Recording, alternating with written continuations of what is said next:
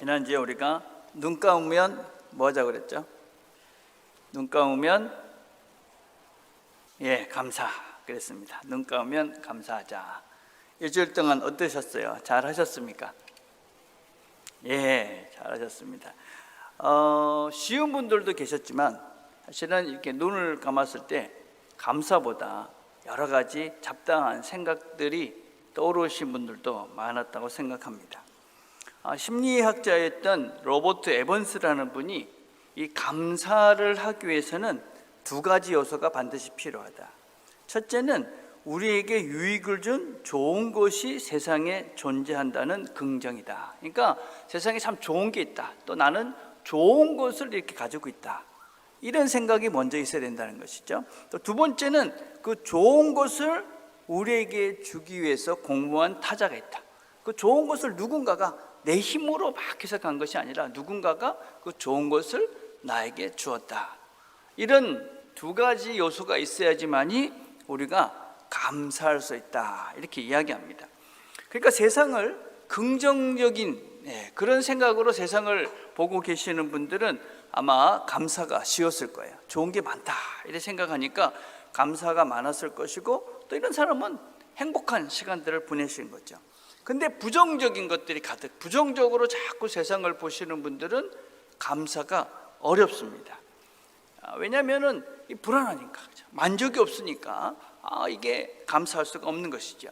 사람이라는 존재는 우리가 의식 세계와 무의식 세계가 있습니다. 의식한다는 건 우리가 이렇게 인식할 수 있는 이런 세계죠. 또 보이지 않는 무의식 세계가 있어요. 근데 이 학자들은 대부분 우리가 의식하는 의식 세계는 아주 부분이고 보이지 않는 무의식 세계가 훨씬 크다고 이야기합니다. 어떤 분들은 보이는 의식 세계는 5%고 보이지 않는 건 95%다 이렇게 얘기하는 분들도 있지만, 어떤 분들은 보이지 않는 무의식 세계가 의식 세계보다 수만 배가 된다. 무의식 세계는 엄청 크다 이런 얘기를 합니다. 그런데 그 무의식 세계, 이 세계가 부정적으로 가득 차 있는 사람들은 감사가 어려운 것이죠. 왜냐하면 부정적인 것들이 가득 채워져 있으니까. 그렇죠? 여러분, 감사는 긍정적인 마인드죠. 그렇죠? 근데 이 긍정적인 마인드가 아니라 부정적으로 가득 차 있으니까 늘 부정적인 것을 보니까 별로 안 좋은 겁니다. 감사가 안 되는 것이죠. 어떻게 해야 되느냐면 이 감사로 여러분들의 그 부정적인 그 마인드를, 그 보이지 않는 세계 속에 있는 그 부정적인 것들을 자꾸 퍼내셔야 됩니다. 감사하다. 어쩌든지 감사한 것들을 찾아가지고 우리 속에 있는 불만과 불평과 안 좋은 이 부정적인 것들을 자꾸 퍼내셔야지 우리가 세상을 아름답게 보고 또 우리가 감사하면서 행복한 인생을 살 수 있는 것이죠. 하나님께서 만드신 이 아름다운 것들이 참 많은데 이 속에 너무 부정적인 것들이 가득 찼어. 감사를 잃고 가는 것이죠. 안타까운 것이죠.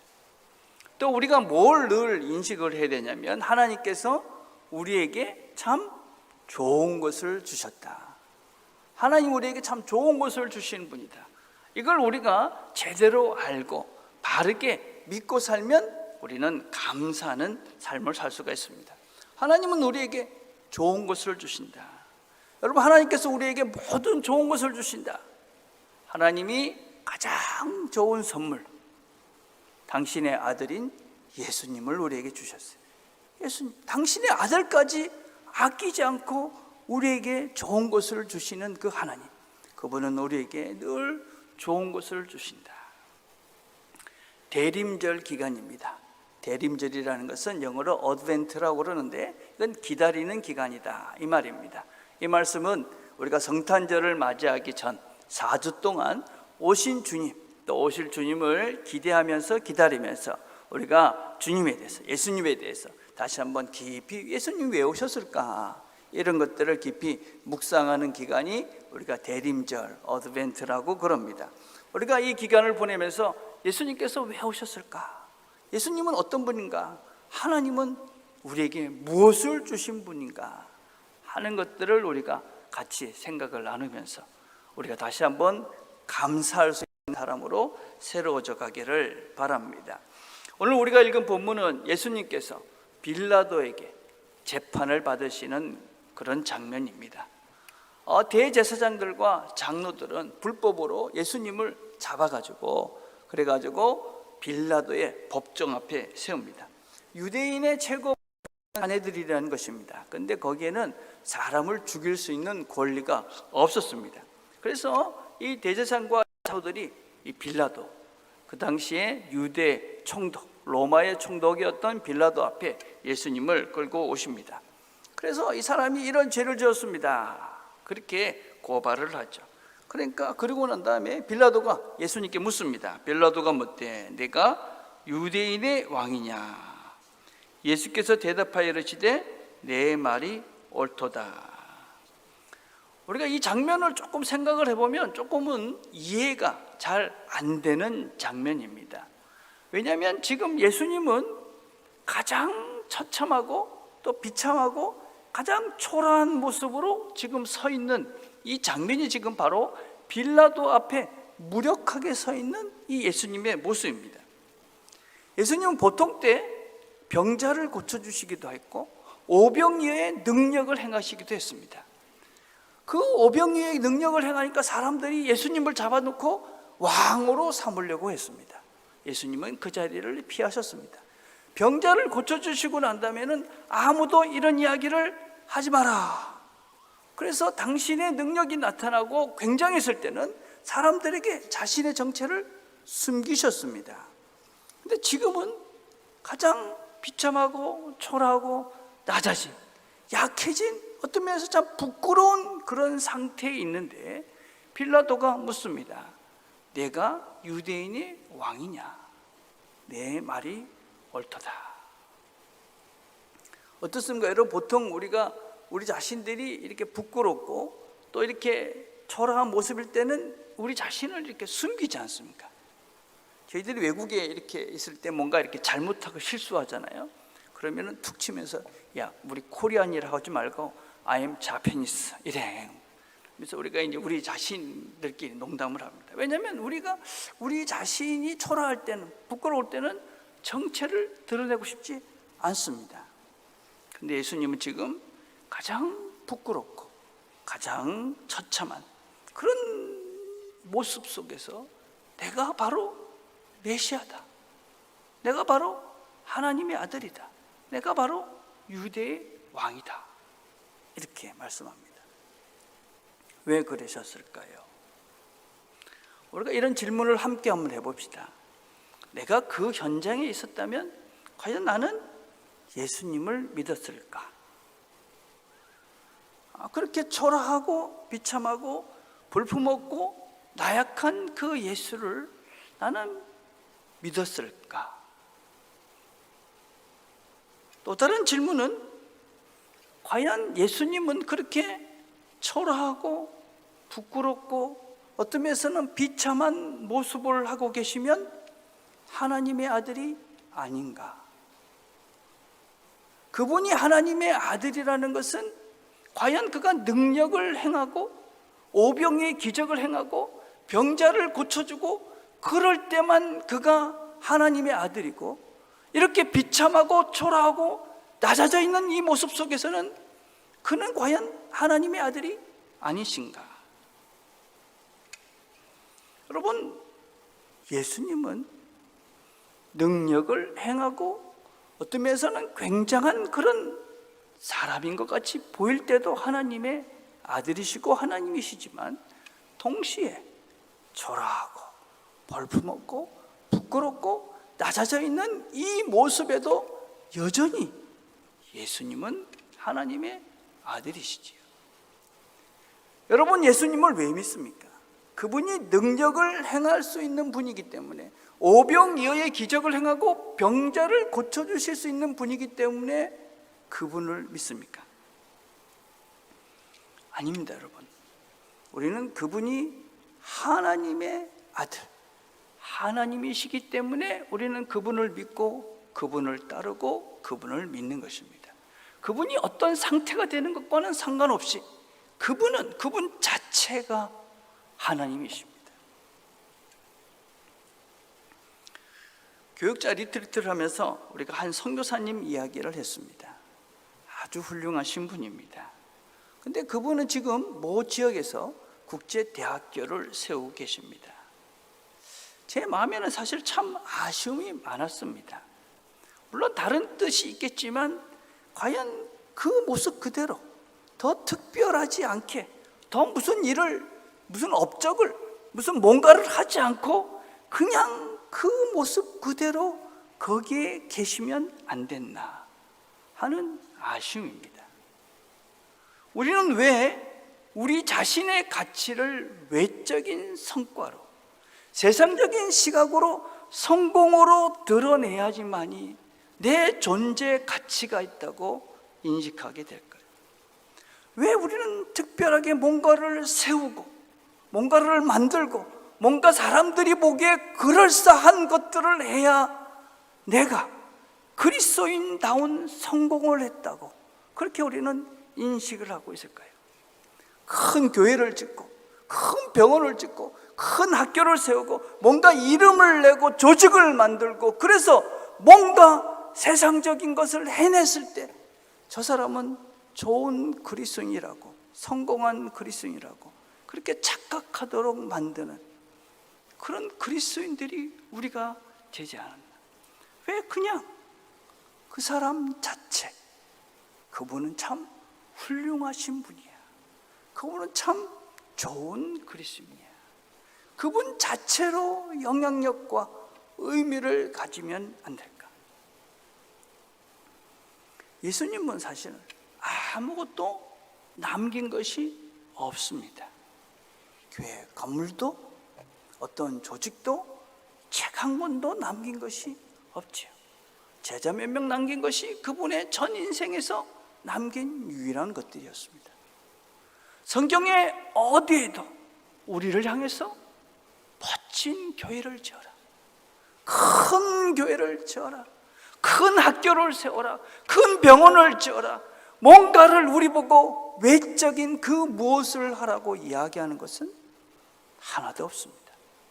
우리를 향해서 사랑해라, 우리를 향해서 겸손해라, 우리를 향해서 낮아라, 온유해져라.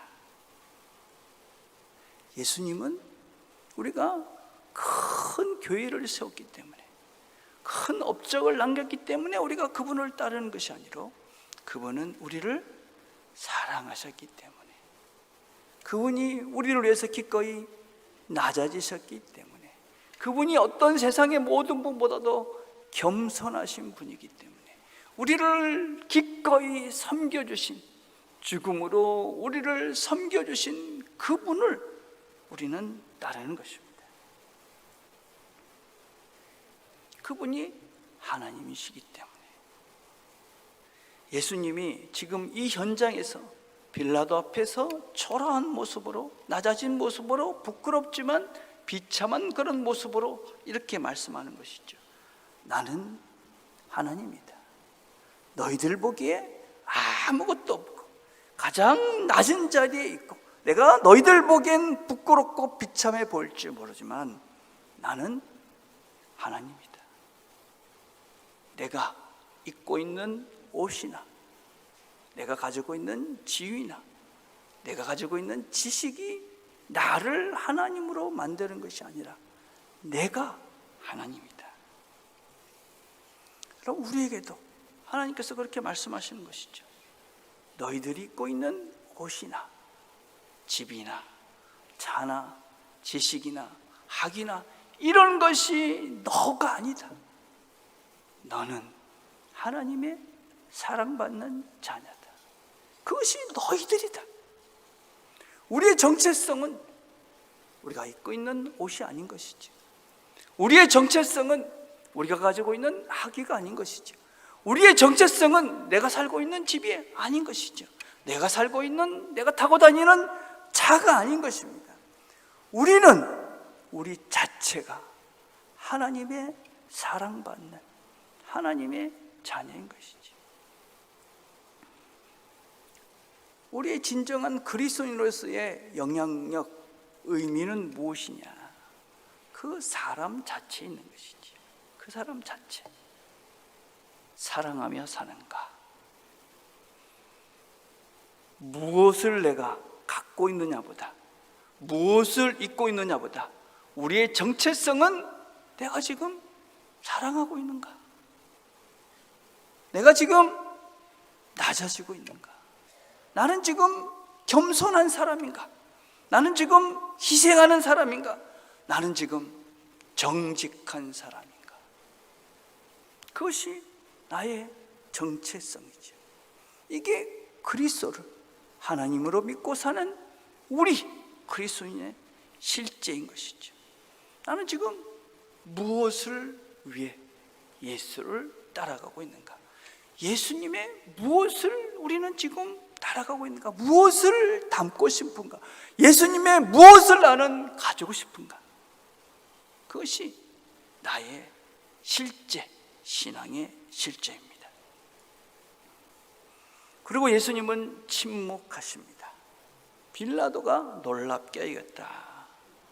대제사장들이 여러 가지로 고발하는지라 빌라도가 또 뭐라 이르되 아무 대답도 없느냐?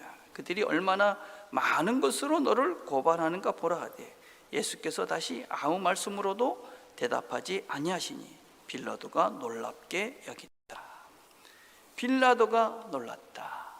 세상 사람들은 이 자리에 가면 아니다, 나는 그런 존재가 아니다, 그리고 내가 옳다, 그리고 지금 죽음의 자리니 나를 살려달라, 그렇게 자신을 옹호합니다. 주님은 침묵합니다. 말을 할 필요가 없는 것이죠. 침묵을 통해 주님께서는 그 말을 하는 그 자신들을 보라고 얘기하는 것이죠. 나를 비난하고 있는, 나를 모함하고 있는, 나를 정죄하고 있는 너희들을 보라. 그래서 자신들 침묵으로 그들을 돌아보게 합니다. 빌라도가 놀랐다. 이 놀랐다는 말은 다오마저라는 말입니다.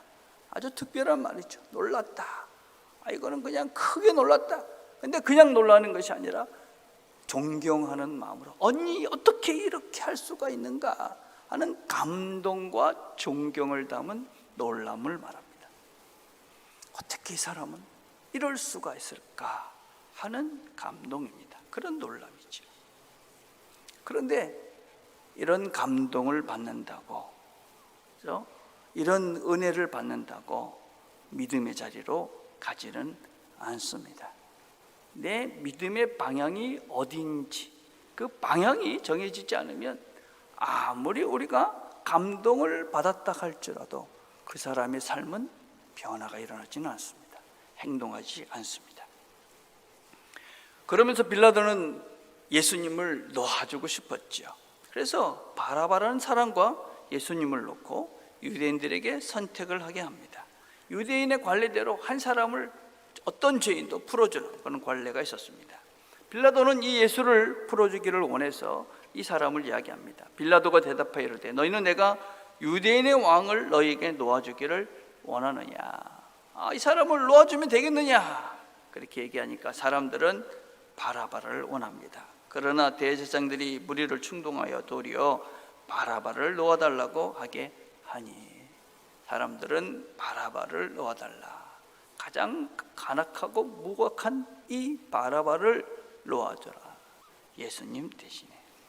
여러분, 바라바라의 본명은 예수 바라바, 그럴 것이라는 것이 학자들의 일반적인 견해입니다.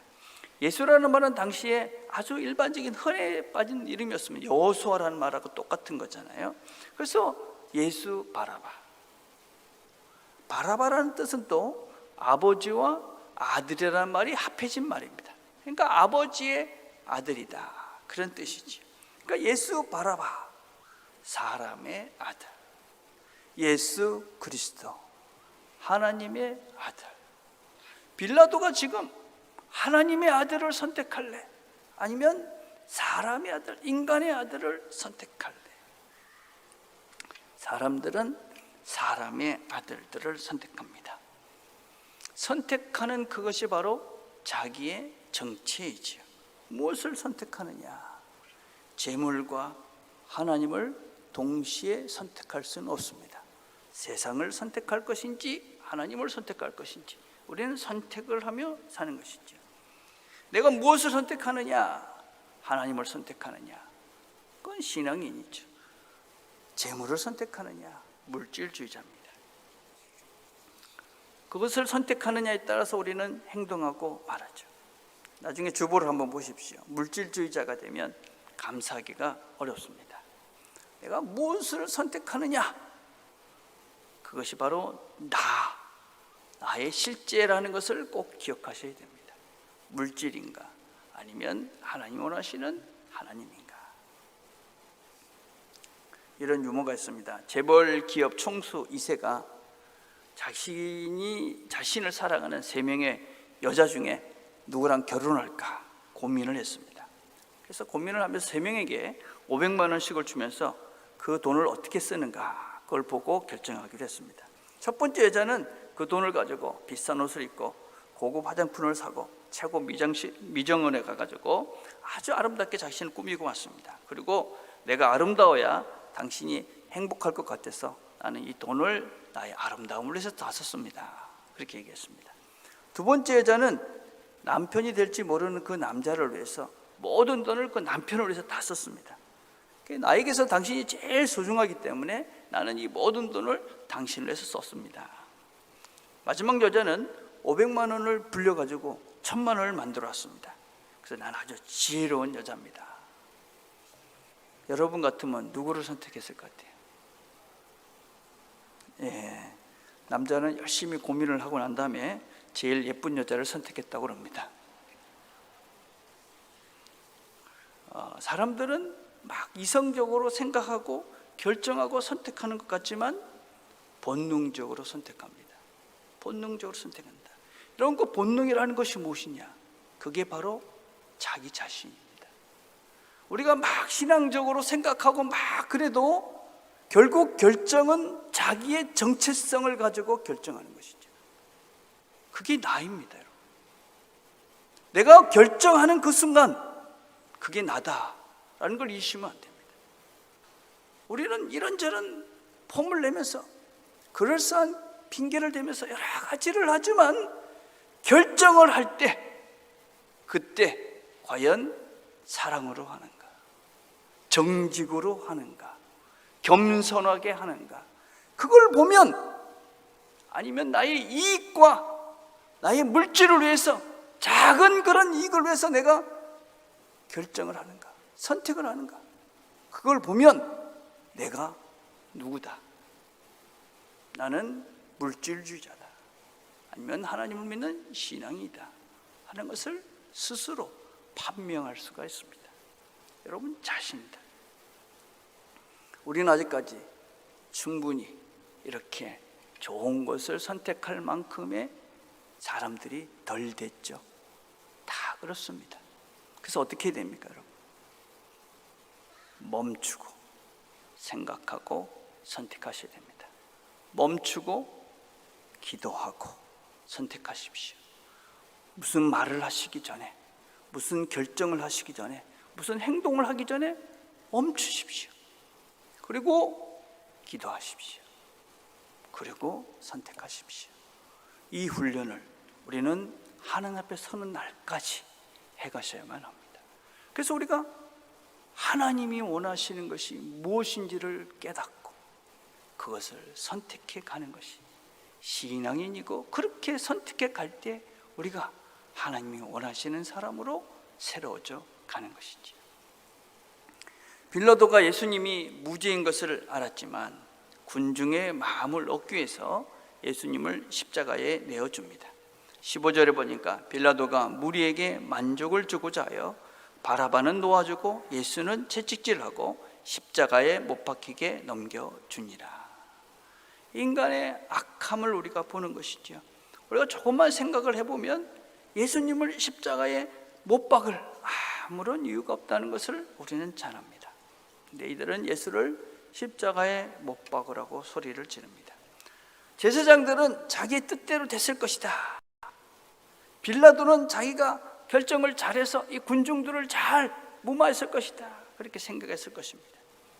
근데 사실은 유대인들은, 이 대제사장들과 제사장들은, 장로들은 예수님을 여기까지 오지 않고 죽일 수도 있었습니다. 여러분, 스데반 같은 경우는 그냥 돌로 쳐 죽였습니다. 근데 굳이 왜 이 대제사장들과 장로들은 이 예수님을 빌라도의 법정까지 끌고 와서 예수님을 굳이 이 십자가에 못 박게 하셨을까요? 그것은 신명기 21장 23절의 말씀을 이루게 한 것입니다. 나무에 달린 자는 하나님께 저주를 받았음이니라. 나무에 달린 자는 하나님의 저주를 받은 자다. 그래서 이 십자가에 예수님을 죽임으로 그들은 이 예수가 하나님의 저주를 받은, 이 사람은 선지자가 아니다, 이 사람은 하나님의 저주를 받은 존재다, 그렇게 이 예수를 더 이상 하나님의 사람으로 인정시키지 않게 하기 위해서, 이 사람은 하나님의 저주받은 자야, 그렇게 하기 위해서 십자가에 못 박게 한 것입니다. 십자가는 당시에 로마에 대항하는 정치적인 반란자에 대하여, 정치적으로 이 로마에 대항했던 그런 정치범들에게만 행했던 그 사형수단이 바로 십자가입니다. 그래서 이 대제사장들과 장로들이 예수님을 빌라도에게 끌고 왔고 예수를 로마의 반역자로 몰아서 그래서 십자가에 못 박게 한 것입니다. 아마 그들은 우리의 뜻대로 잘 됐다 그렇게 생각을 했을 것입니다. 성공했다 그렇게 생각을 했을 것입니다. 그러나 성경은 이렇게 증언을 합니다. 그리스도께서 우리를 위하여 저주를 받으사 율법의 저주에서 우리를 속량하셨으니 기록된 바 나무에 달린 자마다 저주 아래 있는 자라 하였습니다. 하나님의 저주를 받았다. 하나님의 저주. 하나님의 저주는 바로 율법의 저주입니다. 율법을 어긴 자들은 하나님의 저주를 받아 다 하나님께 벌을 받아야 된다. 예수가 이 저주를 다 감당함으로, 이 모든 죄를 다 감당함으로 우리를 속량, 우리를 구원해 주셨다 그렇게 증언합니다. 악한 자들은 모든 수단과 방법을 써서 자기의 뜻대로 그리고 성공을 한 것 같이 보입니다. 이들은 결국 성공했구나, 예수를 십자가에 못 박혀 하나님의 저주받은 자로 그렇게 만들었다, 성공했다. 하나님은 그 모든 저주를 예수가 우리를 구원의 자리로, 속량의 자리로 이끌어갔다. 하나님은 이 모든 것들을 통해 하나님의 구원을 당당하게 이루셨다 이렇게 성경은 말씀합니다. 악한 자들이 이긴 것 같지만 하나님은 그 모든 것들을 통해 결국은 구원을 이루시며 선을 이루어 가십니다. 우리가 알거니와 하나님을 사랑하는 자, 곧 그의 뜻대로 부르심을 입은 자들에게는 모든 것이 협력하여 선을 이루느니라. 우리는 이 하나님을 믿는 것입니다. 이 선하신 하나님, 또 능력이 많으신 하나님, 그 하나님이 비록 어떤 때는 초라해 보이고 어떤 때는 부끄러워 보이고 어떤 때는 비참해 보이지만 여전히 그분은 우리의 하나님이시며 그분은 이 모든 것들을 통해 선을 이루어 내십니다. 당신의 아들까지 우리에게 주시면서 그분은 우리를 분명히 선한 길로, 좋은 길로, 그리고 우리를 영원한 생명의 길로 우리를 이끌어 가십니다. 제일 좋은 것을 우리에게 주실 것입니다. 그래서 우리는 그 하나님께 감사합니다. 우리가 함께 기도했으면 좋겠습니다. 우리가 이 시간 한번 선을 이루실 하나님, 좋은 것을 주실 그 하나님을 믿고 감사하며 살게 해주십시오. 그렇게 기도했으면 좋겠습니다. 선하신 그 하나님, 좋으신 그 하나님을 닮아가는 우리가 되도록 시간 한번 말씀을 생각하시면서 기도하는 시간 가졌으면 좋겠습니다. 기도하겠습니다. 하나님,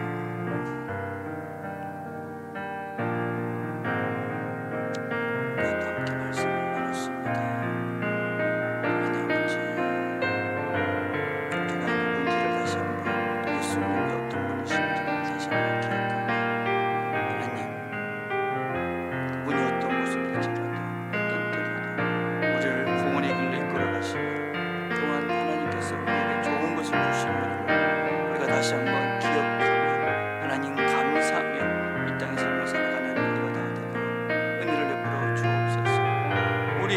믿음을 주시옵소서. 좋으신 하나님을 믿고 따라갈 수 있는 믿음들을 우리에게 허락해 주시옵소서. 부족하고 연약하고 미숙하고 어리석은 우리의 모습을 주님 불쌍히 여기시고 이제 하나님 더 큰 믿음의 사람으로 살게 주셔서 주님의 길을 묵묵히 따라갈 수 있도록 은혜를 베풀어 주시옵소서. 더 이상 아버지 하나님 엉뚱한 것에 마음을 두지 않고 주님을 따라가는 이 땅의 물질에 몸을 두지 않고 주님을 기억하고 따라가는 주님을 기꺼이 선택하며 걸어가는 우리의 삶이 되도록 은혜를 베풀어 주시옵소서. 삶을지 날마다 우리가 이 땅의 모든 것들에 감사하며 하루하루 기쁨과 만족과 감사의 날들을 살아가는 우리에게 하나님 도와주시옵소서. 하나님 아버지 기억하며 생각해 주시고 기도하며 살 수 있도록 은혜를 베풀어 주시옵소서.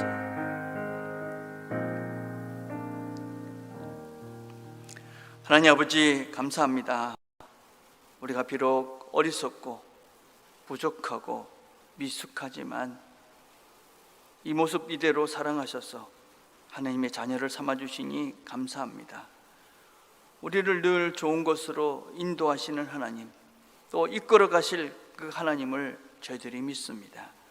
하나님께서 열어놓으신 그 길들을 믿음으로 순종하며 결정하고 선택하고, 그래서 하나님께서 좋은 곳으로 이끌 것들을 확신 가운데 이 믿음의 걸음을 잘 걸어가서 날마다 감사하며 하나님께서 원하시는 기쁨과 평안의 삶들을 살아가는 우리 모두가 되도록 은혜를 베풀어 주시옵소서. 예수님의 이름으로 기도드립니다. 아멘.